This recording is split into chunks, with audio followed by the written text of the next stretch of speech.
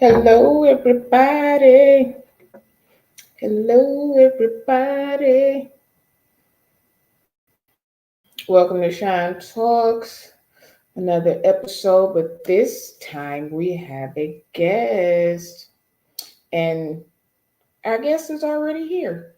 So I'm just gonna give a quick few announcements. Um, Hit that like button, hit that share button, hit that subscribe button. And we are going to jump into it today. We're going to do an hour, might go over, don't know, but that's the plan. So I hope that we can keep you guys.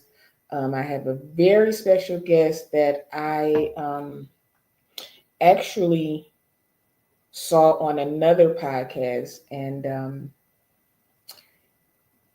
I like him.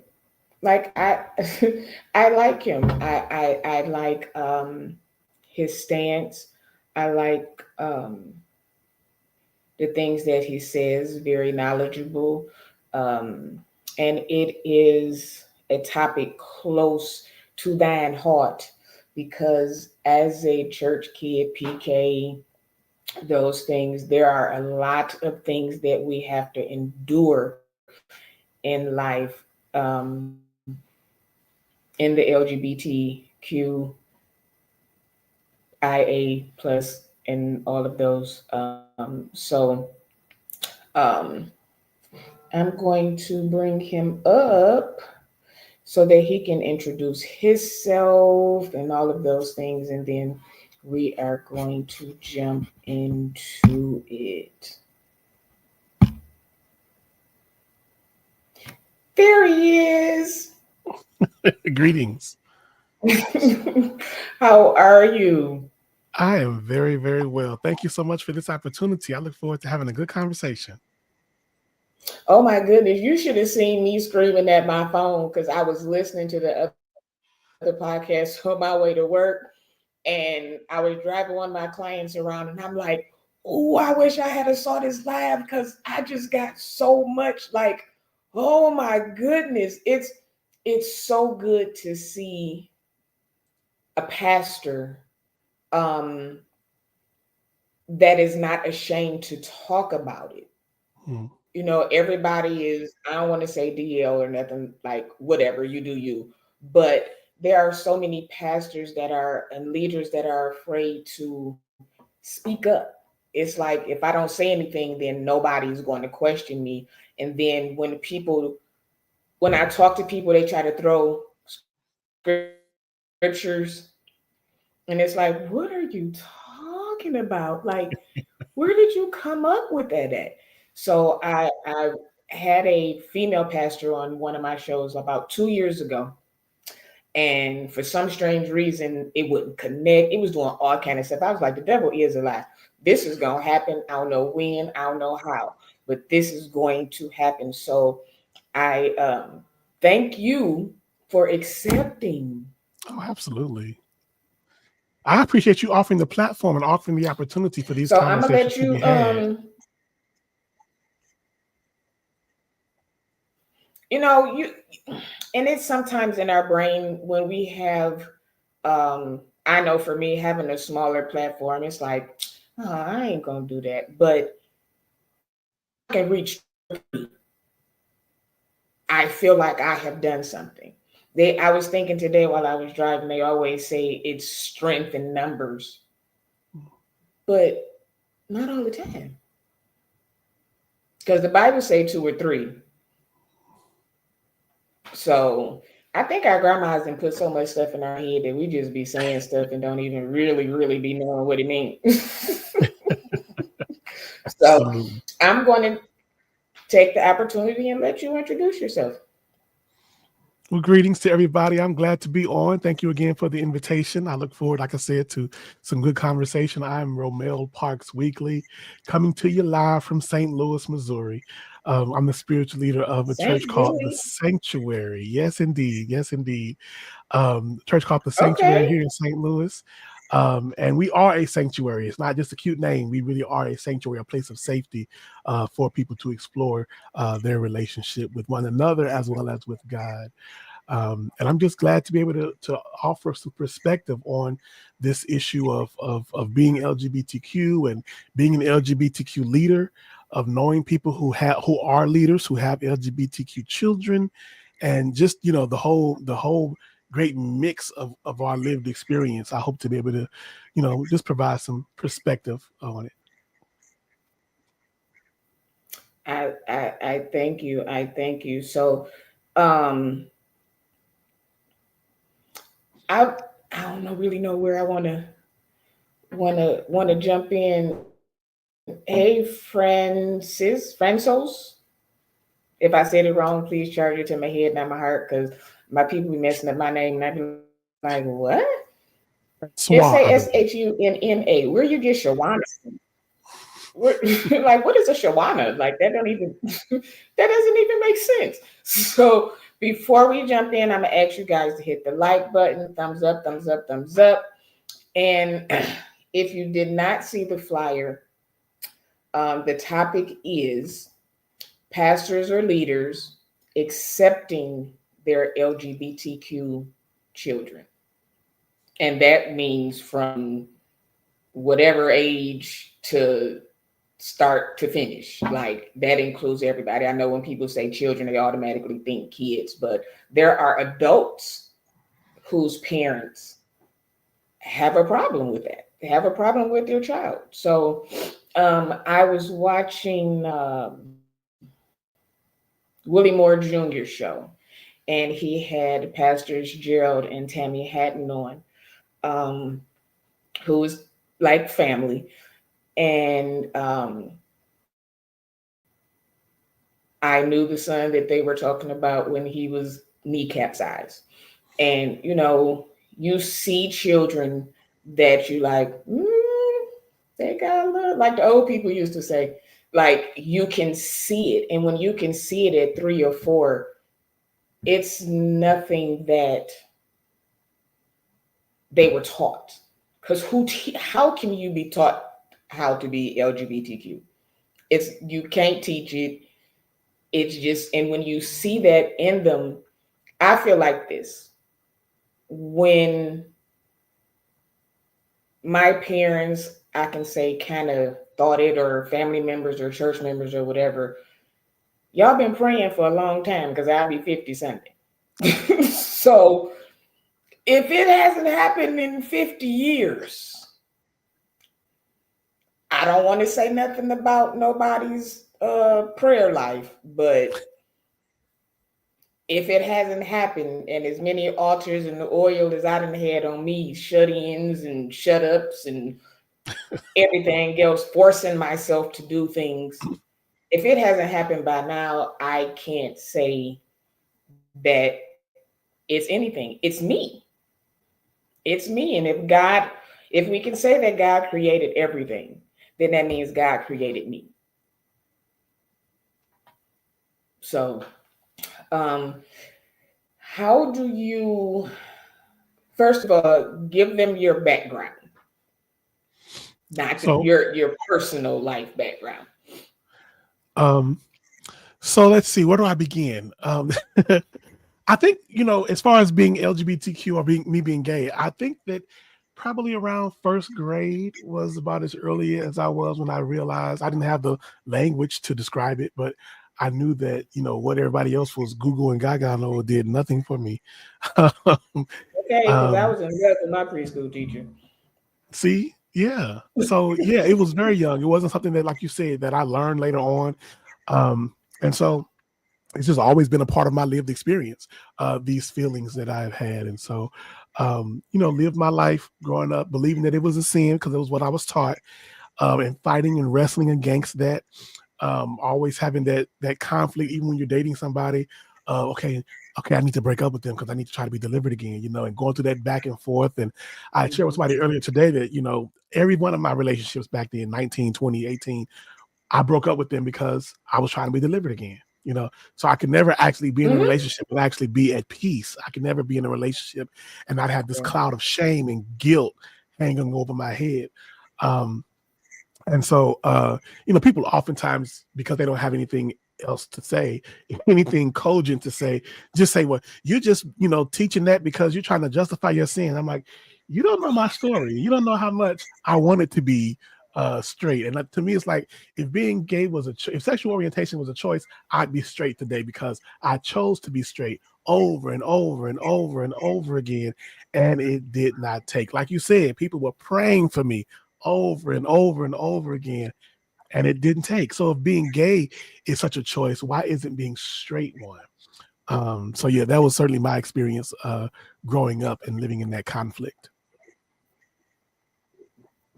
Okay. Um, because I know a little bit of your background. This is our first personal, but I did, like I say, watch the other show and we did speak DMing. So um I'm gonna go first and then I'm gonna give it to you. Um my dad is a preacher, my mom is a deaconess. Was Baptist until I turned 24, and then I moved to Koji. Um, Shell shocker, complete, total opposite. Like I was sitting in there like, what are they doing and why are they making so much noise? Like we shout in the Baptist, but the speaking in tongues and all of that wasn't everywhere yet. So when I got over there, I'm like, see, that's the devil. Come on back. Come on back. We ain't gonna do that.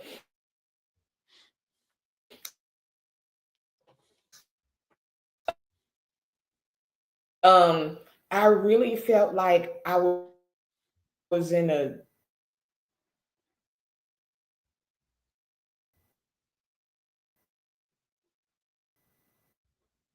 like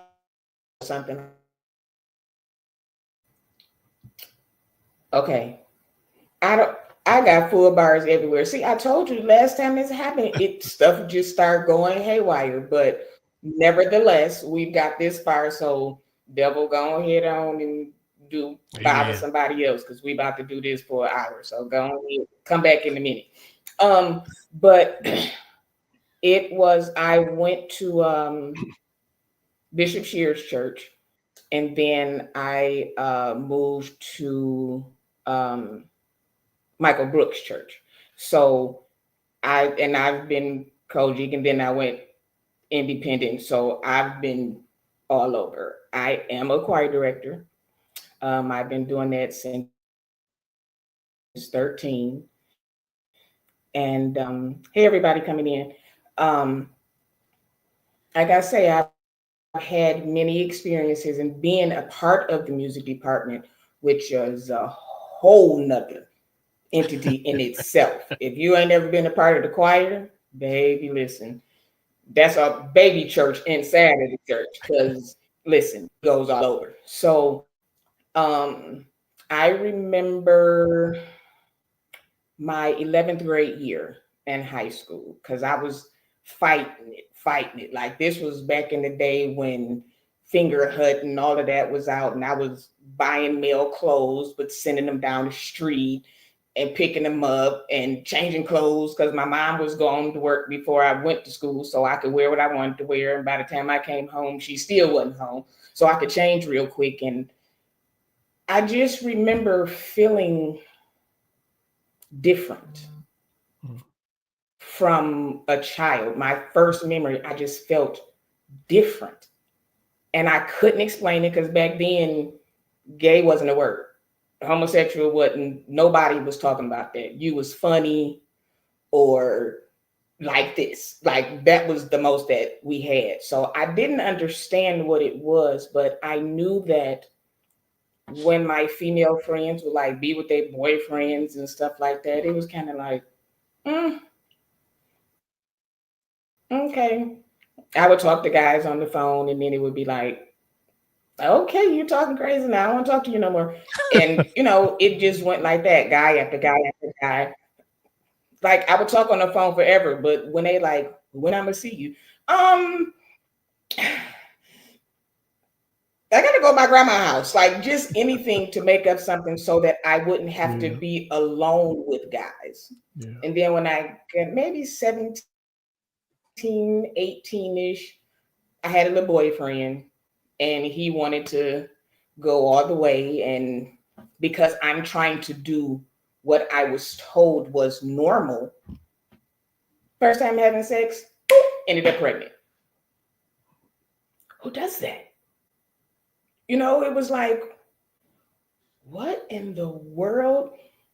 Ended up having a miscarriage. So that was kind of like uh, but would I love to have my child, my natural child now? Absolutely. But I've been blessed with two wonderful kids um, by other females, whatever. But I feel like that was my destiny for them to be my children. You can't tell me they not man, and you can't tell them they not man. Hey, Period. They call me mama, like everything. I've never been I've always dressed in what was comfortable for me. My mom used to try to make me wear dresses every Wednesday. Yeah, okay. By the time somebody saw me in school, I was in my pants. I was the one wearing pants and shorts up under my robes. Like I just felt like this was me, and I was trying to be who people wanted me to be for so long. It became habit. Then I didn't talk to nobody, not male or female, because I was like, well, if I gotta be with a guy, I might as well just be with myself because that's not going to work. And I remember asking my mom one day, I said, is there anything that I can do in my life that would make you disown me? And I'll never forget it. She was in the kitchen cooking and she looked at me and she said, whatever you're getting ready to say, I don't want to talk about it. Okay. Moved out at 21 and listen, it's been doing what it's doing. They always, my father told me, you're not going to walk around with a man. But because they're not skin tight, it's a problem.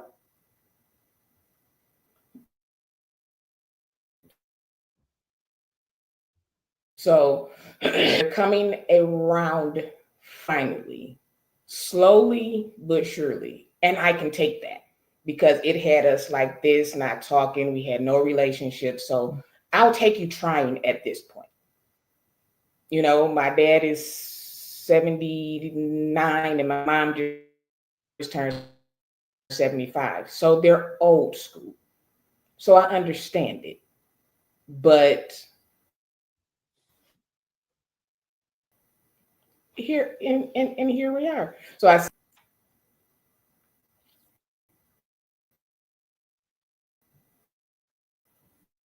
you kind of froze a moment ago, so I'm not sure if you asked me a question. oh, are you on? Oh, the signal. The devil.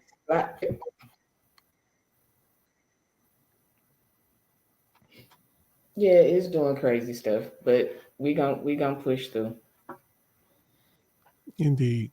Well, I guess I can share a little more of my story then while that gets worked out. So, yeah, my in terms of my parents, my dad died when I was one, so I was raised by a single mother. We lived with my grandmother, so in a way, I still feel like I had two parents. Um, I had a happy childhood, so I can't certainly can't point to something and say that's why I'm gay. I had a happy childhood. I had a great relationship with my mother. Always knew she loved me. Was raised Pentecostal, uh, and um, I don't know. I always just had a relationship with God that didn't make me ever feel like, even when I thought that being gay was a sin, I never felt like God didn't love me. I never had that issue. And I know a lot of people who do have that issue and wondering, the feeling that God hates them.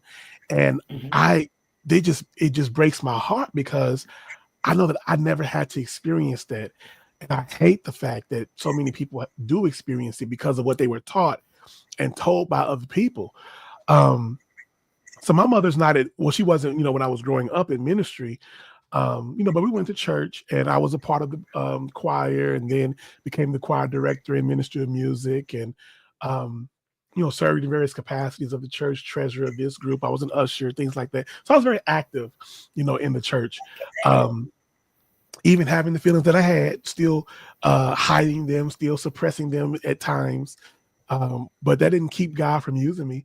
And it didn't keep people from telling me that I was anointed, that God was all over your life and this and that. And you're going to be a preacher one day. And I'm like, you saying that now, but you don't know, so it's amazing to me how anointed we are until people figure things out. I think that sometimes people think that God finds out when they did.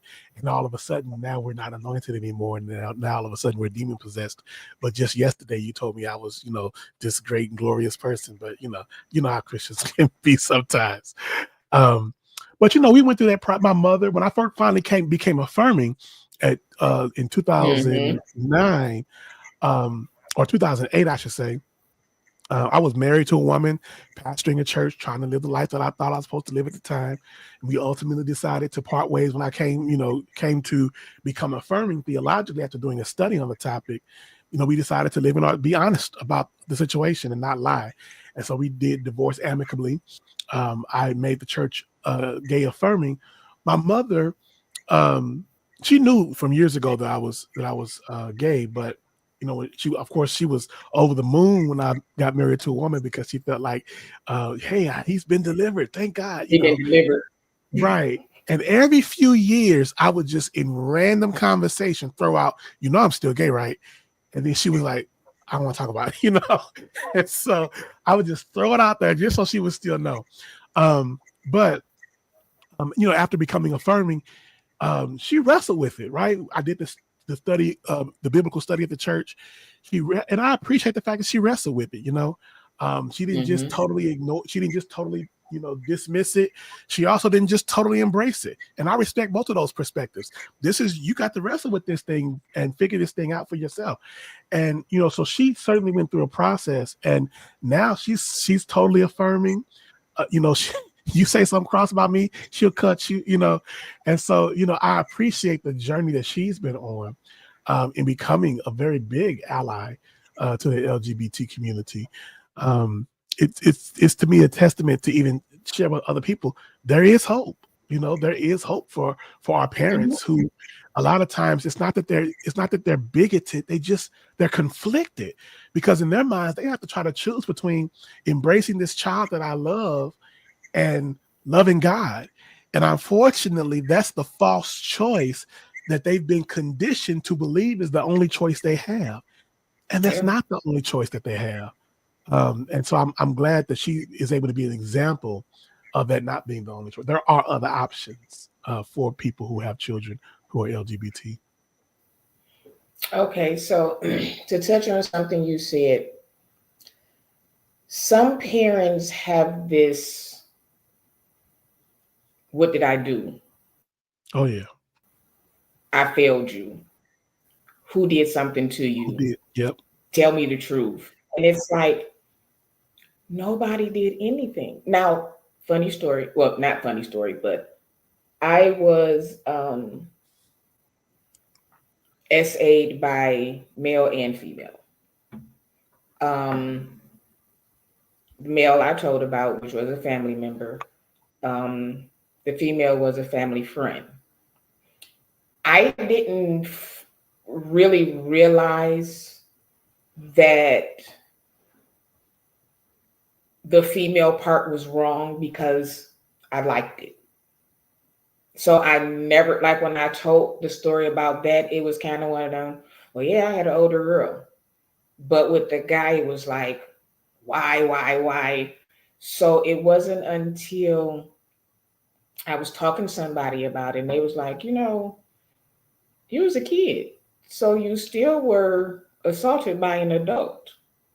But because I liked it, I didn't find any fault in it. So it wasn't, I don't feel like it was something that somebody did to me because it wasn't like I was coached into it and liked it.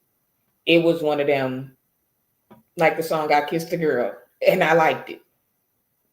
That was like, that was it. It was no bad feeling towards it. It was only twice, but I never felt like anybody did anything. When somebody does something to you and you don't like it, then that's kind of like oh, they did that to you. You were introduced to it. But I was doing boy stuff and staring at girls and playing hide and go get it and always touching the girls before that even happened. So it wasn't one of those, hey sis, it wasn't one of those somebody did something to me, because then I could say, okay, well, he did this to me, so why don't I like guys? Mm. The experience with the guy and the experience with the girl are two totally different things. Two totally different things. And when you're trying to make yourself do something, it stresses you. Like, I ended up almost 500 pounds, depressed, just like didn't want to be seen by anybody. I was ashamed of everything until I came into myself and started living me. I was happy. Weight started coming off. Like, I'm still a little shy, but I don't feel defeated. I've Mm. tried to leave here twice. Neither one of them worked. So I'm like, okay, well, I'm supposed to be here for some reason.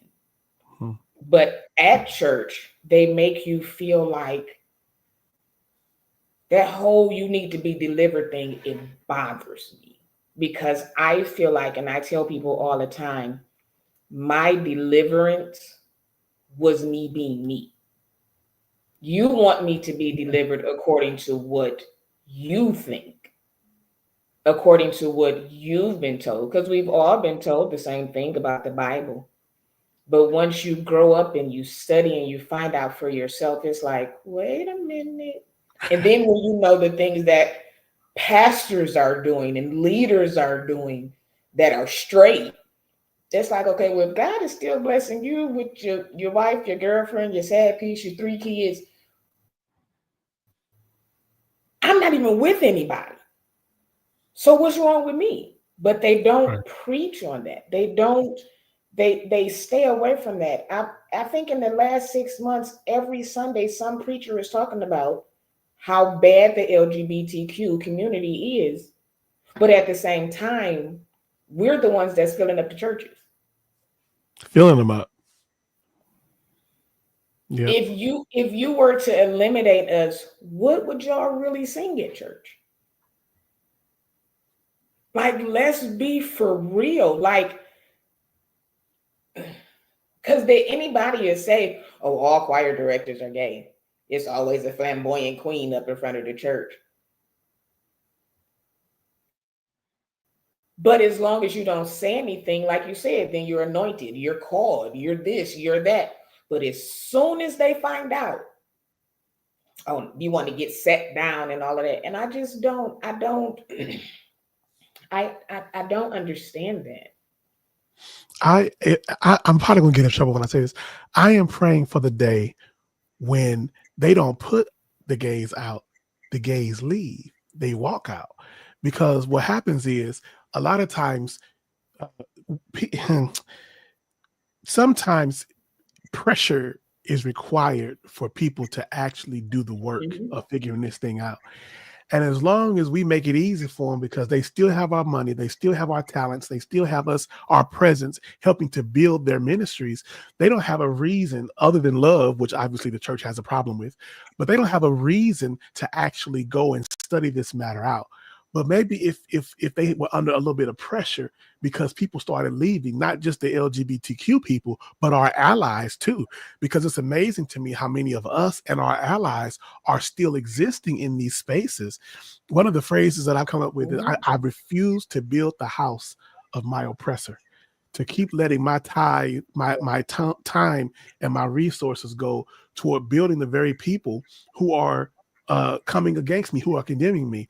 I mentioned I had a conversation with somebody a few days ago this idea of Tuesday, I think it was Tuesday, this idea of how in the Black community, in terms of seeking justice, we've accepted this idea of social responsibility and of boycotting companies that pursue policies that are against our interests. We do that. We boycott companies. And I wonder, like, why doesn't that transfer over to the church? Well, we actually refuse to patronize and support those spaces that treat us like crap and that send us to hell.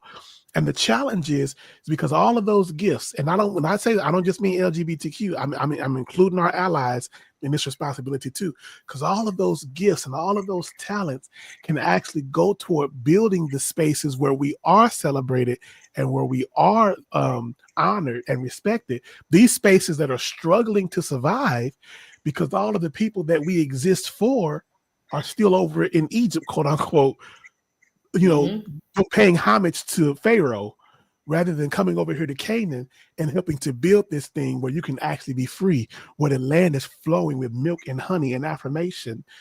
It's a challenge. And even as an LGBTQ leader, it's a challenge for me because ministry is difficult. And we need as many people as we can to help do the work. And unfortunately, a lot of our effort is going toward building up those spaces that are actually sending us to hell. And and people don't get that. Like a lot of these things that these pastors and bishops are saying, one, are not coming from the Bible, they're coming from their personal emotional space. And the ones that do use scriptures, they use them wrong. Again, but they're still using them to benefit them and to get across how they want things to be. Because the Bible says that God is a gentleman, but y'all make him out to be this horrible, mean person. Yes. And that's not true. When he says love, and I say this and people look at me like I'm crazy. You read all of the commandments,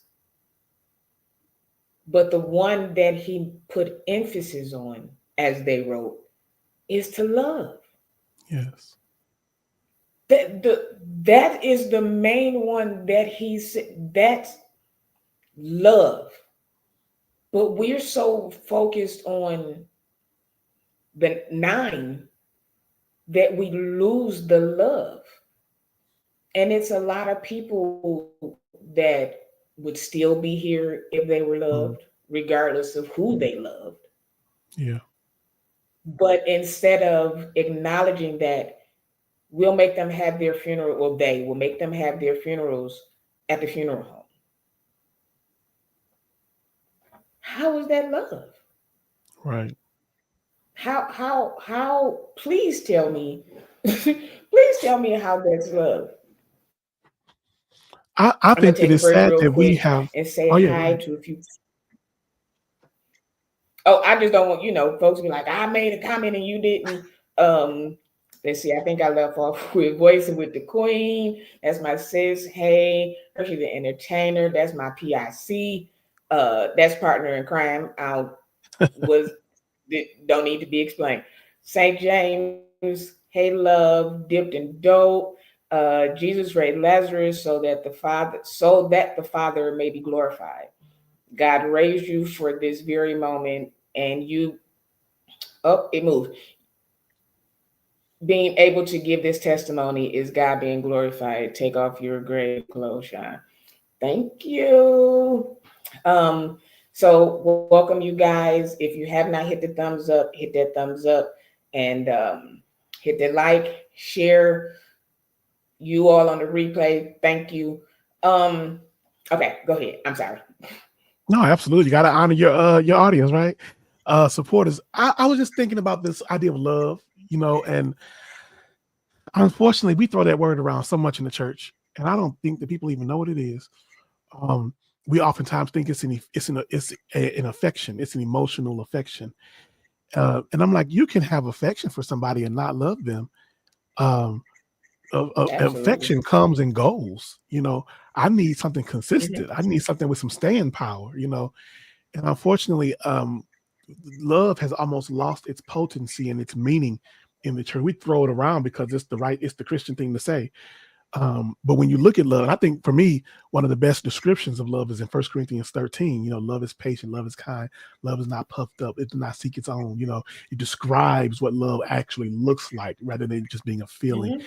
And when we apply that standard to how the church treats people, period, but even and especially treats LGBTQ people, the church falls short in many ways, in many of those criteria when it comes to love. And so I want to see love regain its actual meaning and for us to stop just throwing it around religiously. Absolutely, absolutely. Let me ask you this: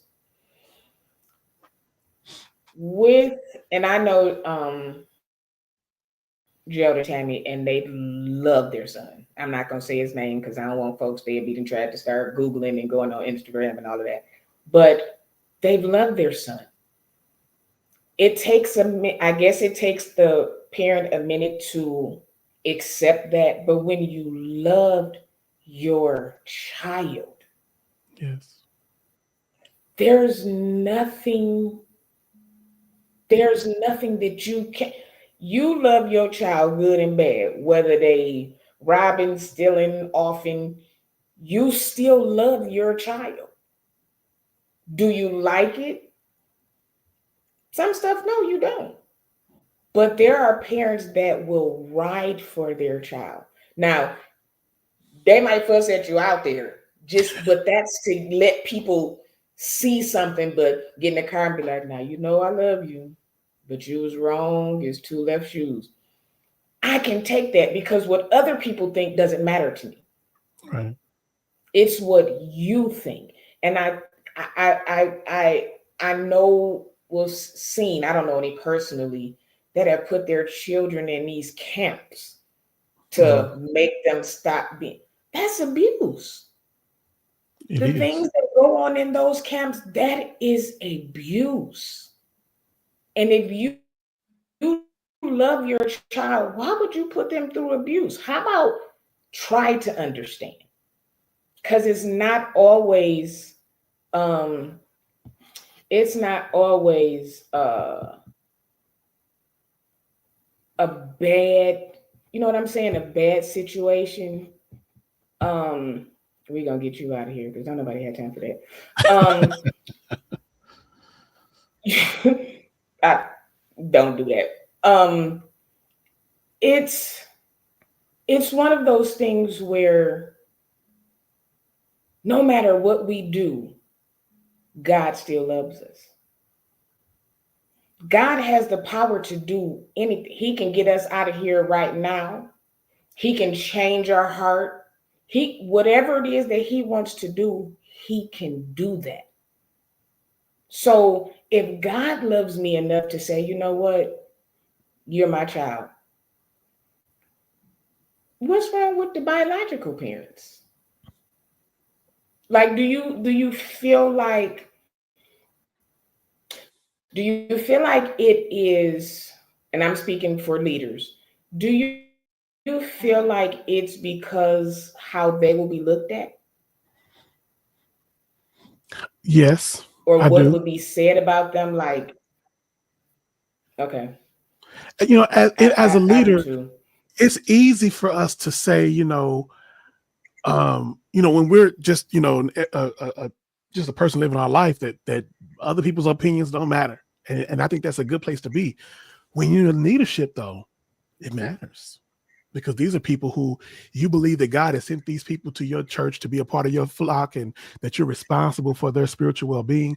And so what they think about you matters. And so I don't think that we could be dismissive about them caring about people's perceptions, but I also think that we have to hold them to account for the idea of being able to prioritize number one, what matters more.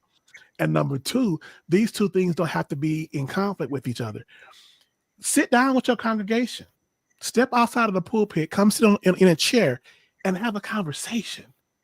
and just say, Mhm. y'all, listen, we can believe something theologically about what the Bible teaches, but one thing I know is that beyond theology, God loves me and God loves my baby, and I love my baby too. And I may not agree with what they're doing. I may not agree with their lifestyle, whatever that means, right? but to, Right. have those conversations. And so you don't have to choose between dismissing my child or being an honorable leader. Just actually do leadership in a more holistic way where you're not just trying to save face, but you're actually having these important conversations. Because guess what? I guarantee there are people in those congregations with their own gay children. There are Absolutely. people in those congregations who themselves are gay and wondering if you, as their pastor, Mhm. will love them. So by being able to have those conversations outside of the pulpit and just be real with the people, I think that in my opinion, where I am part of that congregation, it would actually make me respect that pastor even more.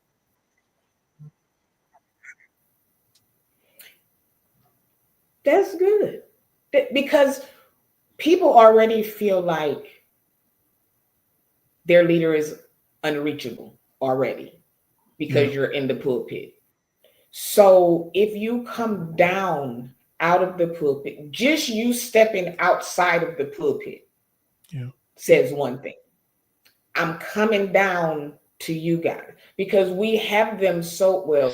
I used to, but we people put their leaders so far up here that yes, whatever they do, if they do something that's considered, I guess, worldly, then it's like, oh my God, Pastor, wait, what do you mean? Like he's still a man with a calling on his life. And everybody's calling is different. But the one thing that is the same is we're supposed to be leading people to Christ. But how can you lead people to Christ when I don't want to call them liars, but you're kind of sort of living a double life because you're right, not accepting your child publicly and then you get in the put. Now, when you get in the pulpit, preach the word of God, not your feelings. And I that think part. a lot of leaders get that crossed up. They're preaching what they saw now on the internet, what sister so and so told them about brother so and so that they saw at. You start preaching on that, and that's not what is supposed to happen. We're supposed to read the word, break it down so that they understand. All of the judgment stuff, I don't think that's it. Because when you teach them, like Bishop Wooden, the stuff that he says is not out the Bible. Now, when he started talking, he'd throw a scripture out there, but those are not the words that are coming from this these words in this Bible. This is how you feel, and that's not what you're supposed to be doing. That I don't feel that that's not what is supposed to be going on because how are you bringing someone to Christ constantly saying the devil gonna God gonna whip you, God ain't gonna bless you, God ain't gonna, and it's like, well, what am I coming for? Right. What makes me want to come here or even come to Christ when all he gonna do is be mad at me? That's like putting somebody in an abusive relationship. Absolutely. Like I don't. I have a It's challenge. so I have a problem. Well, let me come at it from a different angle. I don't have as big of a problem with people who believe differently on this issue than me. I know it comes as a surprise to some of y'all who may be watching, but Christianity is full of diversity. We have a lot of different beliefs about a lot of different things. Just look at how many denominations we have, right? We can't even agree whether or not to meet on Sunday morning. I mean, we have different beliefs about everything, right? So there's a lot of diversity of beliefs, yeah. some bad, some good, some, either or. But so the people theologically believing that being gay is a sin, I mean, I disagree with you, but I'm not all that bent out of shape about it, right? Because I have my own journey, and I get that people have their own journeys. What bothers Hmm. me is not. in what you believe, it's in the spirit in which you believe it. And so there are plenty of people that I can still consider decent human beings who I disagree with on this issue. And then there are also people who I say are bastards from way back, right? Because of the spirit in which they're wrong. And I want people Mm-hmm. to be able to differentiate that. Everybody who disagrees with the LGBT community or being gay, everybody's not our adversary or enemy. Sometimes you have to observe how they're wrong, the spirit in which they're wrong. Are they wrong, but are they still wrong in a loving way? Are they wrong, but are they still wrong in a compassionate way, in a merciful way? Because sometimes we can only do better when we know better. So if they just don't know because nobody set them down and walked through the scriptures with them on this topic, they just don't know, right? So yeah, I think it's important to differentiate between our enemies and people who just don't know any better. They're in some ways victims of their own ignorance, but their heart is Yeah, still in a good place. Yeah. yeah. I know some. I've spoken with a few pastors and bishops and first ladies, and um, after I've talked to them, they'll say, "You know what? I need to go back to my Bible because I've never thought about it like that." A lot of them are teaching and preaching what they've been taught, but they've Right. never took the opportunity to sit down and actually have a conversation with the gay person. Yeah. Most gay people that I know go to church all the time.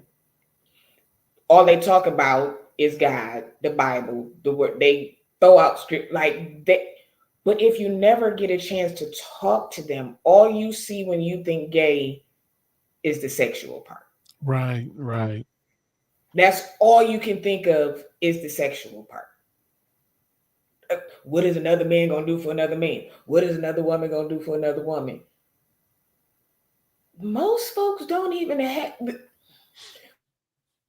When you're young, you popping. But the older you get, that becomes the most. That's like one of them. Like, yeah, we do, but that's not all we do. But Right. when they see gay, they just automatically think sex, men dressed up, men dressing like women, and girls dressing like boys. That's it. They don't go here. If you go here and listen, you will really understand. You Yes. will really understand. But we've been so conditioned that as soon as you say gay, they got to get out of here. You need to be delivered. And it's like, delivered from what?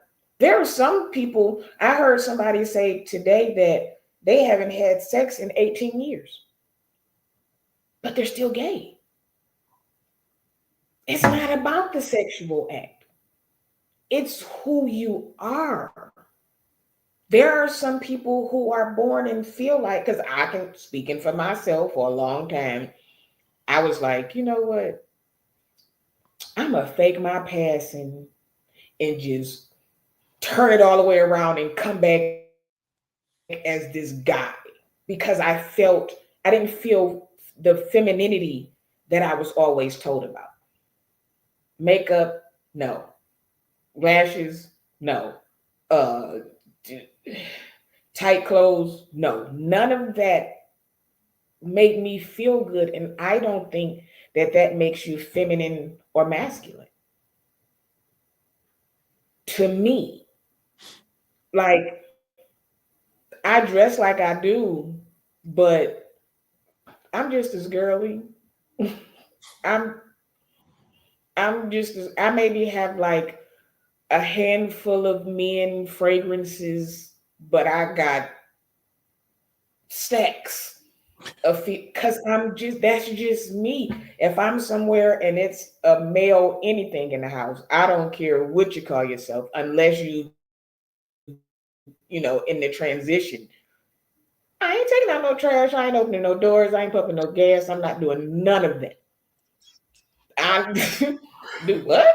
No, I wish I would.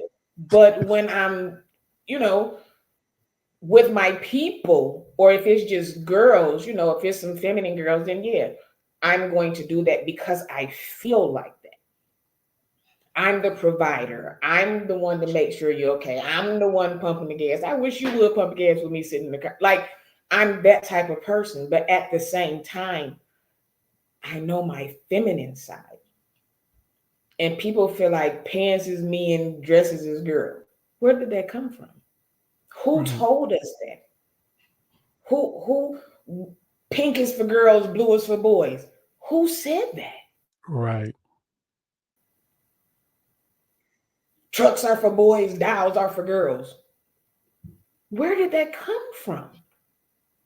It all depends on what you like. My son just had a baby 3 weeks ago, and he come up with all this. Congratulations. Well, she gonna have. I said, listen, thank you. I said, let her grow up first. You already trying to buy bows, and you got more pink stuff in here than ever. She might not even like pink. Let's not do what we've been taught to do because it's right, because it's Yeah. not always right. It is what society has put on us. Now, if she's 4 or 5 and she want to do her nails and things like that, then okay. But I don't like that forcible thing. Now, I'm not saying to treat her like a little boy, but just treat her like a child. Right. Just Right. treat her like a child. I did the complete opposite. I ain't buying nothing pink because I know from experience that most girls don't even like pink. Most boys don't like blue, but those are the colors that they put on us, and it's like Right. the Bible talk about pink and blue now. Like, what? Where did this stuff come from? Like, it's really mind-boggling how we are forced to do so much, and it comes from the church. Hmm. It comes from the church, and it's like, how do we change that? How do we let people just be them? How do we accept people for who they are? You can accept, excuse my language, a hoe, but you can't accept a homosexual. Right. Well, that's Absolutely. normal. Says who? Says who? How do we know what normal really is? Like, okay, so let me ask this: do you have kids? I do. We just adopted our we just adopted our son in January, and so he'll be having his first birthday in a couple of Oh, weeks. congratulations! Yeah. See, Thank you. Thank okay, you. so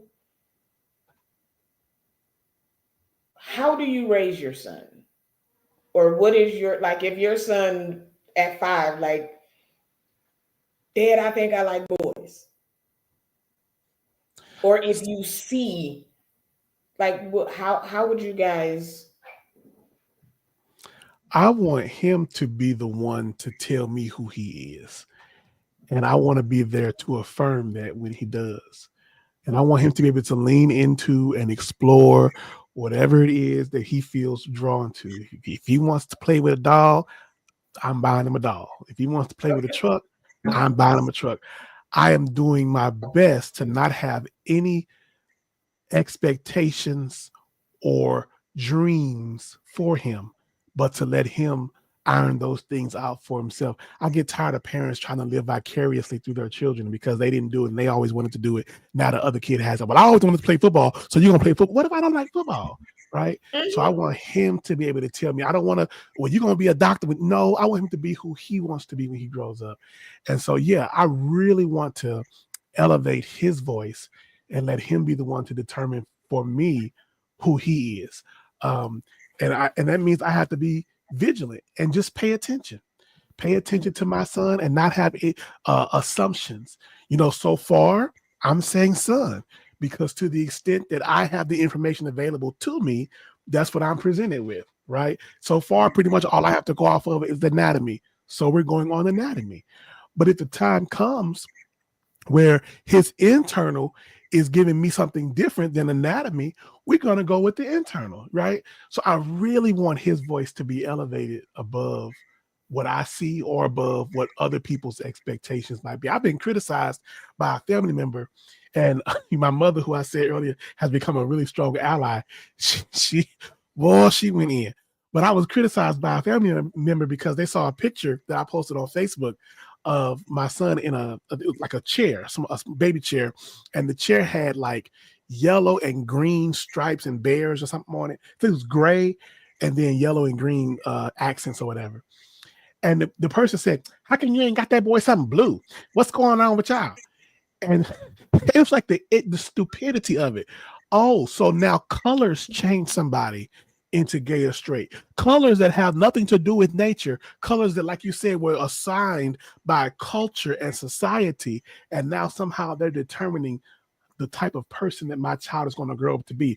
I'm assuming you were raised with a lot of pink, but it didn't stop you from being a right. Okay. And so Okay. this idea of something so superficial and something so meaningless as a color somehow being indicative of or somehow determining what a child's going to be is ridiculous. And so I want to try to, as much as possible, be very intentional about doing away with those assumptions and letting him be the one to determine who he is and how he develops. It's so refreshing to hear that because parents feel like they failed if their child is gay. Where did you fail at? Train up a child in the way that they should go. That's not. You can't train a child how to be a boy or be a girl. The best you can do is you stand up, you sit down. That's the best kind of that you have. And like you said, parents try to live through their children. Yeah. My mother worked at Blue Cross for 30 years or more. I can't sit in no cubicle. So you trying to force me? I went to billing and coding school and everything. Yeah, I did it, but I don't care. That's not what I want to do. My father is a stickler for long hair. Why you cut your hair? When I cut my hair off, they talked about me. Oh, you trying to look like a little boy. I said, no, actually, I work a lot and it's very convenient. And it will grow back. The next summer, three of my aunties had cut their hair. My cut, oh, this is so, and it's like, but when I did it, And that's something. my auntie right now won't let her hair grow no more. Like, I like getting in the shower and just, but when I did it, I was trying to be a boy. Why you got tattoos? Now everybody got tattoos. Like, when did tattoos make you gay? When did a tongue ring make you gay? When did an earring in your nose make you gay? Like, it's so much stuff that people come up with that's Yes. the gay thing. And it's like,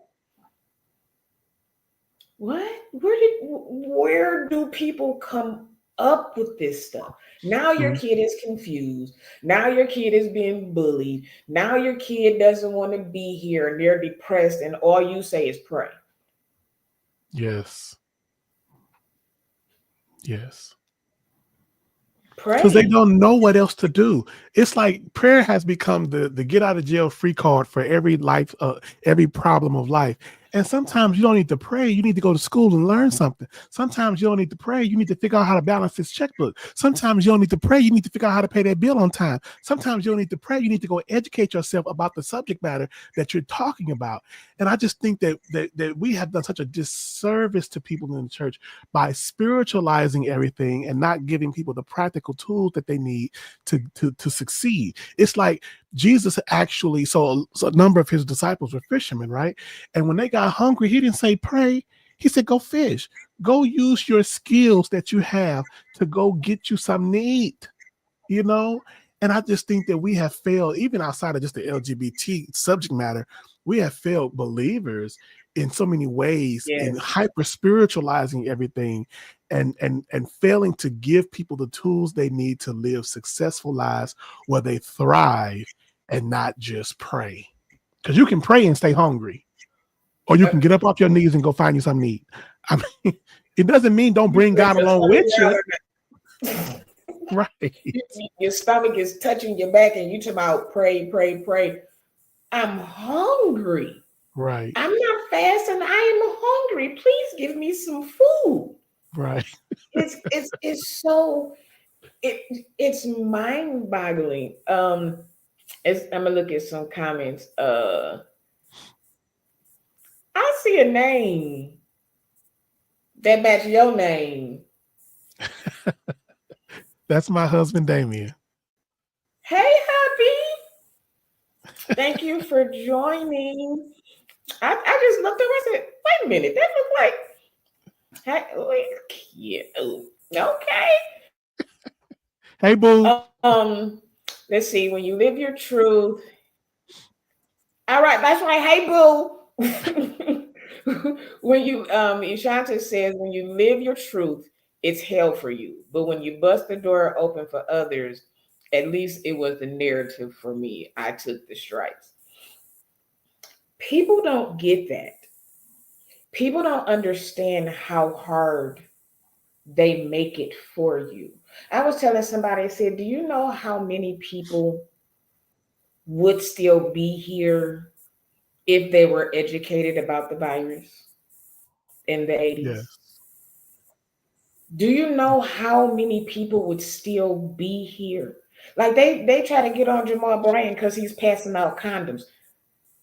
Let's be realistic. Right. Folks are having sex. Mm-hmm. Now, I said something to my PIC today, and I'm gonna ask you because it just Adam and Eve. Okay, God took the rib and made Eve. When did they get married? I don't find any record of that I'm in the Bible. sorry. Yep. I don't find a record of it. I thought it was just me. I said I might ask the pastor because he might have another book that I don't have that goes deeper into depth about it. I'll tell you, But we I think just they got got the married when Adam said, "This is now bone of my bone and flesh of my flesh." He made a covenant with her. We think that marriage is about the state telling you that you're married. And no, marriage is about covenant. And whenever they made it, may not even be recorded in the text. Whenever they chose to make a covenant, that's when it happened. okay. And I people to me, the paper is more financial. If something happens to me, my spouse is okay. Right. If I have to go to the hospital, my spouse can make, decisions. That's what marriage is to me. I never had to get married to feel the love that I have for my wife. If we had never signed the paper, nothing about my feelings would change. The paper is so if something happened, you got control. If something happened to the kids, you can make sure that you know what I'm saying? That's what I feel. The paper is nice, but we was wearing rings before the paper even came into. If I'm committed to you, there's no piece of paper that's going to make any difference. Mhm. I just want you to be able, when the doctor say, okay, who makes this decision for X, Y, and Z? She does. No questions. If I was to leave this earth, who makes the decisions about X, Y, and Z? She does. Where does my money go? To her. That's what I feel like a piece of paper is. And that's male, straight, gay, whatever you want to call it. It's more about the financial part that the paper is for. But I know people who've been together 25, 30 years and they never signed a paper, but they're committed to each other.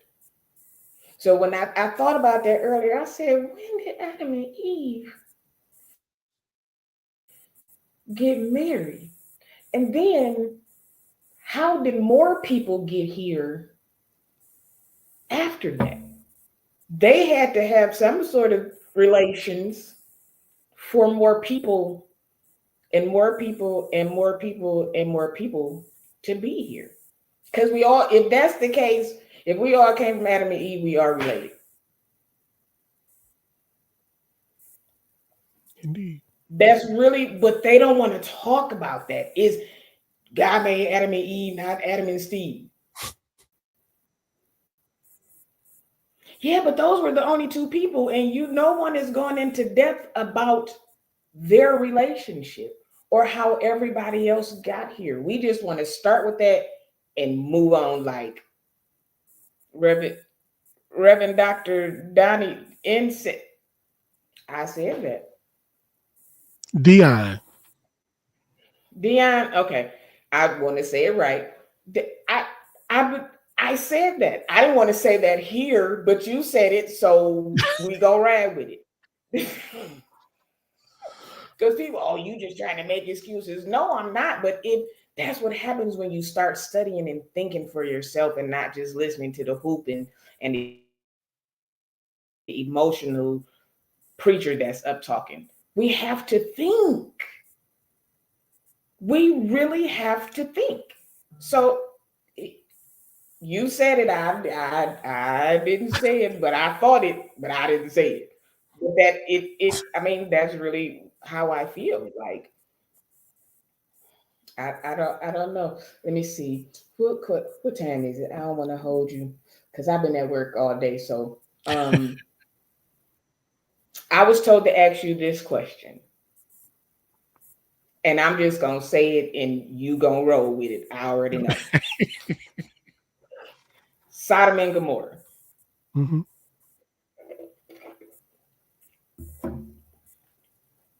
That's the question. Because you already know what folks say. So So when you actually read what the Bible says about Sodom and Gomorrah, and not just what you were taught, and not, like you said, what the preacher hooped and hollered about, when you actually read, and not just Genesis chapter 19, but read some other passages too. Genesis chapter mhm. 18, read Ezekiel chapter 16, verses 49 through 50, where he literally says, this is why I destroy Sodom and Gomorrah. You don't have to guess. It's literally right there in Ezekiel 16, verses 49 through 50. Read Isaiah chapter 1, where he says that the children of Israel are acting like Sodom. Well, in what way exactly? Look at what he talks about. Look in the Gospels when Jesus tells the disciples, I'm going to send you out. And if they don't receive you, it's shake the dust off because it's going to be worse for that city than it even was for Sodom and Gomorrah. All of the scriptures that relate to this city relate to something. They have something in mind that we don't have when we talk about it. So why is it that all of scripture, including Jesus, has something else in mind when they mention Sodom and Gomorrah than the church today? And yet we want to say that we're right and they're wrong. Two other passages. One is in Peter, I think First Peter, maybe Second Peter, and then another is Jude chapter 1. None of these passages identify homosexuality, not a single one, as the reason that God destroyed Sodom and Gomorrah. What is identified is a lack of justice toward those who suffered, cruelty toward those who are outsiders. He said, you did not defend the poor and the needy. You were greedy and full of bread, which means you were wealthy and didn't provide for those who were not. He talks about them going after strange flesh. The words in the Greek is sarkos heteros. Hetero, we get heterosexual from, which means opposite sex attracted. He didn't say they were going after the same flesh, homoios, where we get homosexual, but heteros, opposite or other flesh. So he's describing in Genesis 19 them pursuing sex with angels. And even in that passage in Jude, all the surrounding verses talk about these interactions between humans and angels. All the verses before it and the verse after, where he talks about Sodom and Gomorrah. Every single one of them talks about humans and angels. So all of a sudden, he's going to stop talking about that and then talk about homosexuality. No, if you keep it in context, he's clearly talking about them pursuing sex with angels. We would call that bestiality, the humankind going after the animal kind. And so, no passage anywhere in the Bible identifies same-sex attraction, same-sex behavior, homosexuality, whatever you want to call it, as having anything whatsoever to do with why God destroyed Sodom and Gomorrah. But if you want to know the specific reason, it's Ezekiel chapter 16, verses 49 through 50. Unfortunately, we don't care what the Bible teaches. We only care what our pastor told us or what we want to believe because it fits our agenda of bigotry. But when we actually let the text speak for itself, it is absolutely undeniably clear that God did not destroy Sodom and Gomorrah because of homosexuality, but he destroyed Sodom and Gomorrah for exhibiting the character of many of the people who talk about sodomites and hating gay people, for being cruel and for being heartless and for being uncaring about those who are existing on the margins of society. He uses the term the orphans and the widows, but we could expand that to all sorts of people who exist on the margins of our society, including LGBT people that we should care for. And then another thing with that, people say, um, when they speak about Sodom and Gomorrah, it's always so evil when it comes to the homosexuals. But nowhere in there, like you said, does it say that man Right. shouldn't lay with man. But then the next scripture, you can say, well, man can mean man or woman or vice versa. And it's like, okay, which one? Which one is it? Either it can be used for both or it can't. It's used for both when it benefits you, Mm. but it's not used for most when it's clearly what it says in the Bible. How we get these things? I mean, I just knew I was going to hell with gasoline draws on and the oxygen tank on my back. Anything that was just, I just knew it until I started thinking like, and then I got the parallel Bible and I just started studying and I'm like, this doesn't make sense. And then it's always well, how can you procreate? First things first, all men can't make babies and all women can't have babies physically. True. When when he said on that podcast that they needed to be fixed, I said, I was yelling at the phone. What are you talking about? If you physically don't have the organs to have a child, what are we fixing? That part. What's fixed? Because I had a hysterectomy at 13, so I was never going to have kids. They told me if you ever get pregnant, you will have a miscarriage. How do we fix that? That's not something that can be fixed. If a man can't produce children, you can't fix that. How do you tell somebody you need to be fixed? You need to pray so that you can have kids. What? How did again, God made us.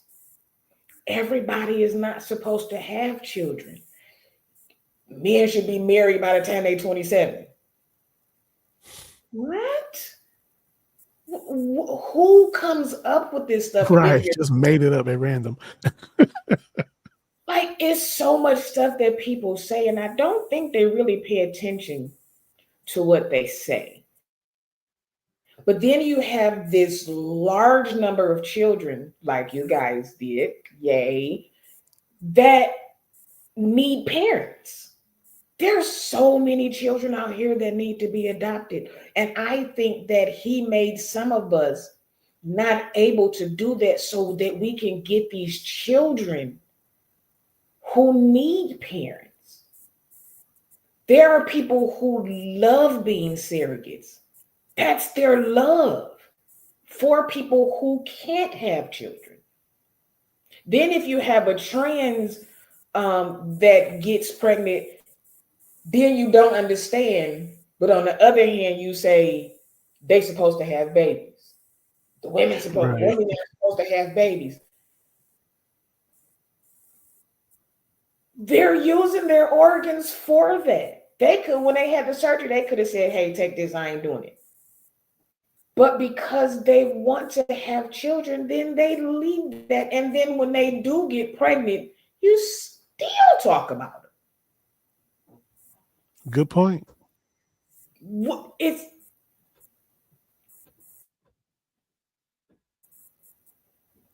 I don't understand, but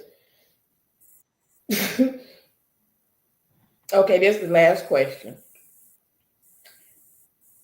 How do you balance sexuality versus spirituality?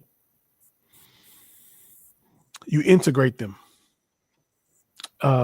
rather than them being one on one end and one on the other. You bring them together as a part of your whole self. Um, the I think that one of the mistakes that we have made is to segment ourselves into silo these parts of ourselves. I'm gay over this. Even I know even LGBT people who say, I just do what I do over here, but I'm still, but why is it over there? Why can't it be at your center? Like, why can't all of you be a part of all of you? And so I think that the way to balance the two is to realize that they're not opposed to one another, but that all of you is a part of that makeup. So Paul talks about us being spirit, soul, and body. We have this phrase, and I know that when I say this, some of y'all are like, that's not right. We have this phrase nowadays, it's very popular. I am a spirit, I possess a soul, and I live in a body. I reject that personally. I am a spirit, I am a soul, and I am a body. All three of those are integral parts of who I am as a person, and you can't just have one without the other, because even if you have my spirit without my soul, I'm not even conscious that I exist. So, Mm-hmm. but because my soul is my consciousness. So if I'm just spirit, I don't even know that I exist as spirit. So I need all three of those to actually be me. Like God is Father, Son, and Spirit. I am spirit, soul, and body. And part of my embodiment is being a sexual being. Part of my embodiment is having sexuality. And I don't see that sexuality as being in any way opposed to who God created me to be, and to me being a spiritual being.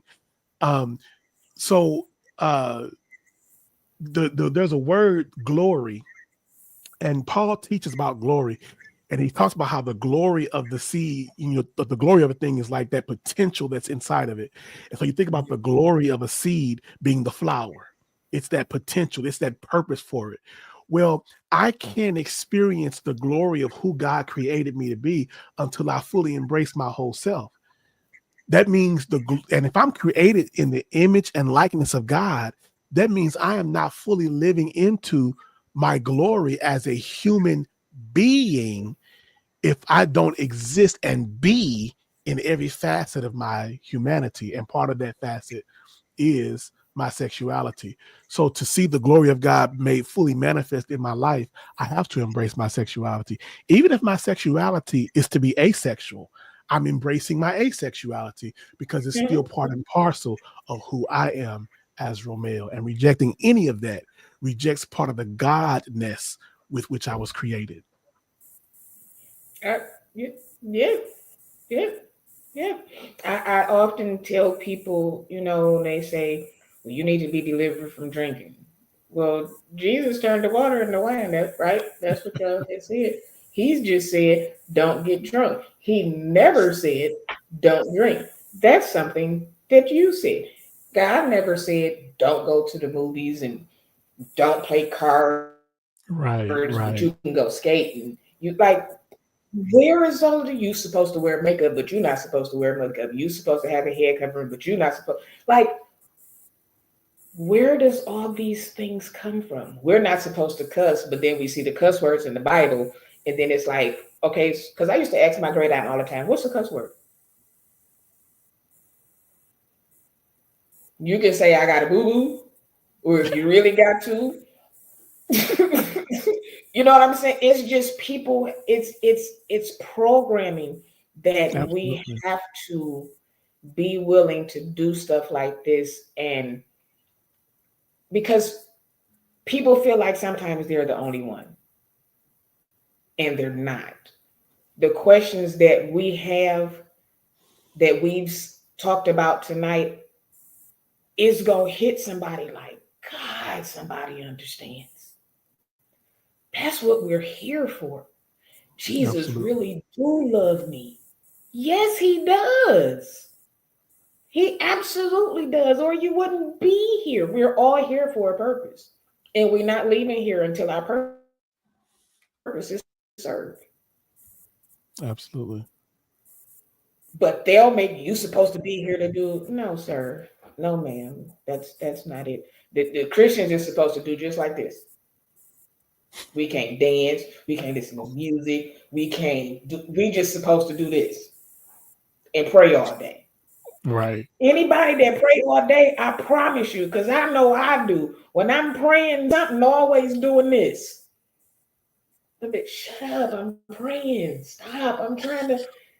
That's just human. There is nobody that can't do that. And if you say you do, I'm sorry, but you're lying.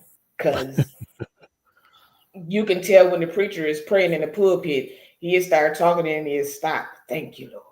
That's because one of them other things didn't, what I'm gonna eat this.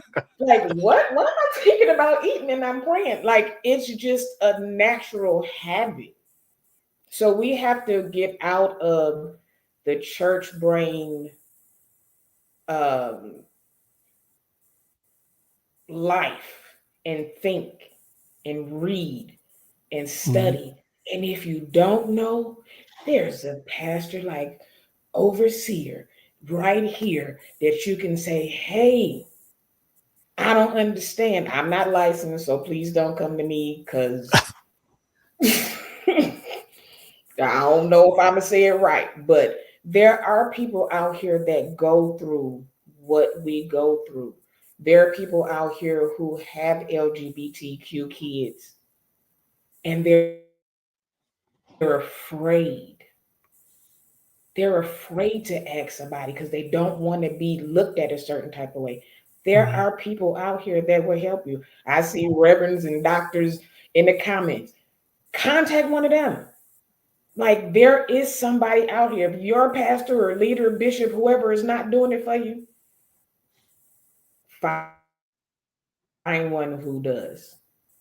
Because I don't want to lose no more people out of here, out of Amen. them taking themselves out of here because they don't feel wanted, Yeah. appreciated.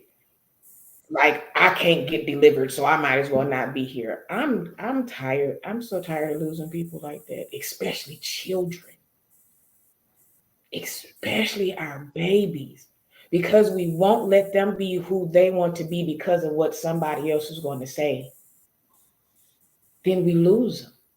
Absolutely. Then we lose them. I want to thank you so much. We're gonna have to do this again. Certainly. And when I know, give them your, I know your YouTube page. Give them all of the information so that if they want to follow you, they might want to DM you or something. So give them your information so that they can get in contact with you, follow you. Absolutely. So I'm on most major social media, not X, formerly known as Twitter, but I'm That's on Facebook, YouTube, Instagram, kind of sort of TikTok, and Blue Sky, the new like Twitter alternative. I'm at all of those at R Parks Weekly, at R Parks Weekly. You can also visit my website, rparksweekly.com.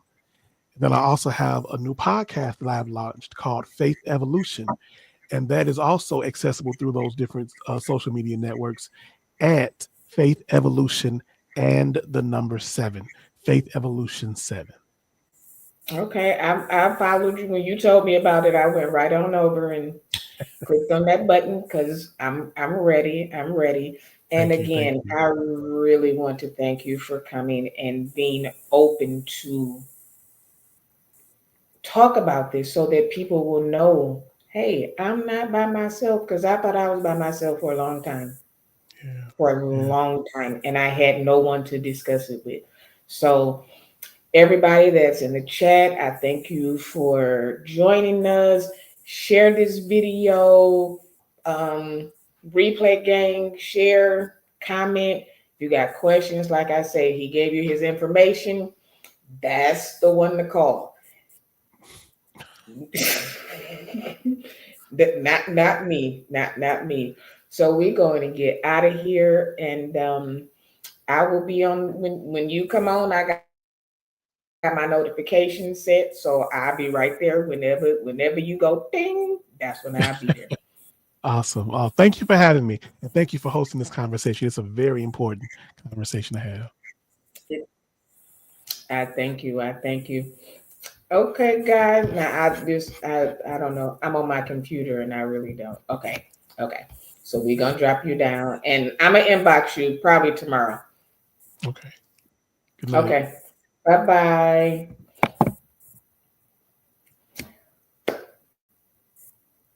All right, guys. Let's see. We got some comments. As a dominant female, I really had to dig deep in my relationship with God. I have no regrets.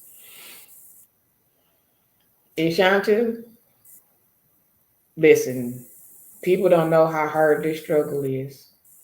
People do not know how hard the struggle is because of other people. They do not know. I tell people all the time, y'all don't know how much it takes to be gay. Like we have to fight literally for our lives just to be ourselves. Makes no sense. So, thank you to everybody who came on. Again, hit that like button if you have not, subscribe if you have not, share if you have not already shared. Um, Cash App is scrolling across if you would like to. Oh, I should have had him put his Cash App up. Um, if you would like to bless us. Um, I'm getting ready to get out of here. Thank y'all for coming again. And this is Shine Talks. And I am, let's see, hold on. I got to come in. You did a great job. What's your info on social media? My Instagram is Sean underscore 1215. That's SHUN underscore 1215. That's my birthday, which is Sunday. Hey, hey. I will be 50, so I can't wait. My YouTube is Shine Talks, SHUN Talks, TALKS. Facebook, I'm not on too much. My TikTok is Treshun, TRESHUN. Thank you. Yeah, but like I say, is needed, and I appreciate him for coming on. So you guys enjoy the rest of your night. Um, I'm out of here.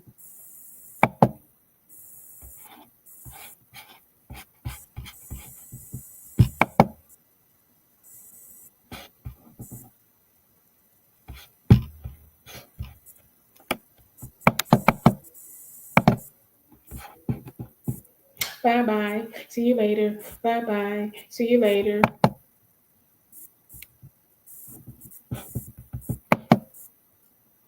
I don't know why this thing is doing this.